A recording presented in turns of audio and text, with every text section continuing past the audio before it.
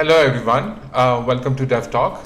So today we are pleased and privileged to have Tauqeer Sheikh Sahab with us, who is the strongest and perhaps the loudest voice when it comes to sustainable development and climate change, and the realization that Pakistan is seeing an increased intensity and frequency of climate disasters. Thank you so much, sir, for joining us today. My pleasure.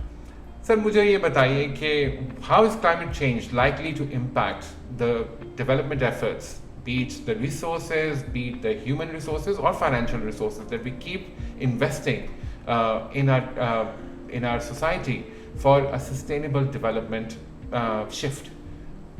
Climate change then neutralizes it all. Biggest threats of this century that we face in this country and globally are poverty and climate change, and they are inseparable.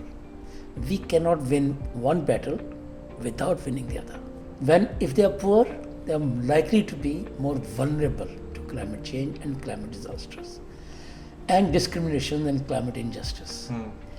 It's very complex, but for me to give you a shorter answer, kindly, whenever you think of climate change, think as a development issue.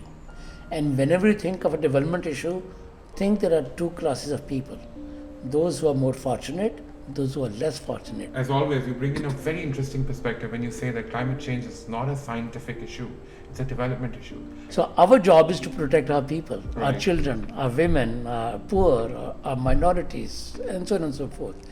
So we cannot sit back and wait for the West to reduce its emissions. By the way, even if they reduce their emissions, the carbon stock in the atmosphere is so much that the changes in the global climatic systems are permanent, they are irreversible. Right. So we cannot wait for others to reduce their emissions, then we'll start doing it. So the first I think the problem that Pakistan-like countries have faced for almost 3 decades, they threw the responsibility on the developed countries.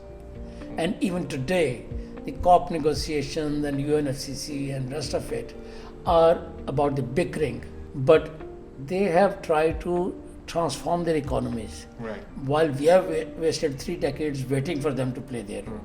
It goes from that angle, it became a north-south issue. Yeah. Now, we did not realize that we are not one of the most vulnerable countries. What we needed to recognize, and what we still need to recognize, that we are one of the least prepared countries. Now there is a difference. When you say that we are one of the most vulnerable countries, it takes vulnerability as a static, permanent thing, that it Right. cannot be reduced. Right. It's a given. It's our fate, right? But if you say that we are least prepared country, that means we have some responsibility, we can do something about it, we can Right. reduce our vulnerability. Right. So when you take it as a development issue, then you say how my infrastructure, how my human settlements, how my housing structure, how my education or agriculture or water management and financial management and global trade can be climate smart. But So- sir, you have worked in leadership development for decades, and you have most of the people in decision makers in public sector and private sector have actually been mentored by you. Why do you think that we still have not been able to realize the gravity of the situation, the way it's going to hit us increasingly in the near future? I wish I could answer that. I don't know the answer.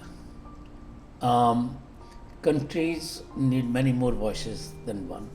Country need institutions that do research that feeds into policy making. And then there are tiers of policy makings, a few dozen people that I may have worked enough, they are very influential and maybe they have played their role, but maybe that's not enough. When I look at the manifestos of political parties, they don't even mention climate vulnerability. They don't even mention climate smart agriculture. They don't even mention how trade will be affected by climate change and climate Water. disasters. And water, right? Yeah. So you look at different tiers, it has not entered our political discourse because climate vulnerability, end of the day, is a local issue. Right. But instead of making it a local issue, we have concentrated all our resources at the federal or provincial headquarter level. It never goes to 120 or 160 districts that we have. There's no NFC award for them. Right. So if there was a bottom-up planning, I will know clearly, or my policy maker or my MP or my MNA will clearly know which roads need to be strengthened, which construction standards need to happen, where you cannot allow jugis and kachi abadis to come because they'll be vulnerable. You'll protect your shamlats and communal Forests, lands yeah. and forests. No, we don't. We are very top down, and that's a colonial structure that we have inherited. The last reformist government that we had was Zulfikar Ali Bhutto's. Many of us may not agree with his reforms, but he is the only one who did fundamental reforms in the system. After that, we had only tinkering with the system. And it's more geared towards disaster preparedness than really any long-term. I agree with you partially. Okay. It is geared more towards disaster relief than disaster preparedness. We have institutions like NDMA, Right. and BISP has been used. Yes. That we have disaster here and here or there, go and disperse cash. And we are, I think, quite good at this. But the preparedness, disaster risk reduction or disaster risk management are two distinct things.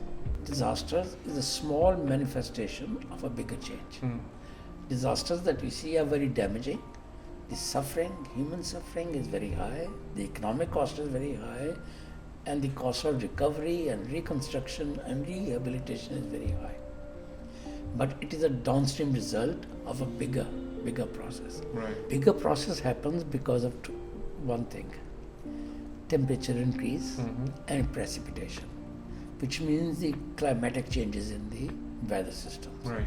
Which means that monsoon, which is already very temperamental, can become even more unpredictable. Erratic. Right. It can come a bit sooner Yeah. or a bit later, As we have been seeing. or it can go to a wrong place, Yeah. right? Yeah. It can give us a wrong quantity of water.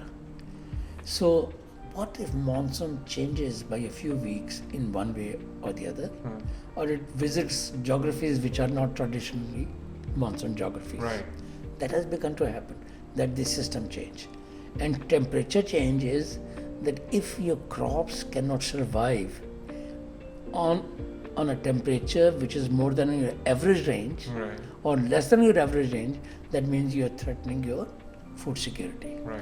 So it is called slow onset of climate change. That is where the carrying capacity of ecosystems begin to weaken or Get collapse. stretched. Yeah. For example, if you look at the latest census, the rate of urban growth is roughly twice as much as the population growth rate. Yeah. Population growth rate as it is very high, Right. which essentially means wherever people can build, they are building. They don't need a license, they don't need a permit, and the policymakers don't have any zone on that, right? And the system begins to collapse because they're settled everywhere. Yeah.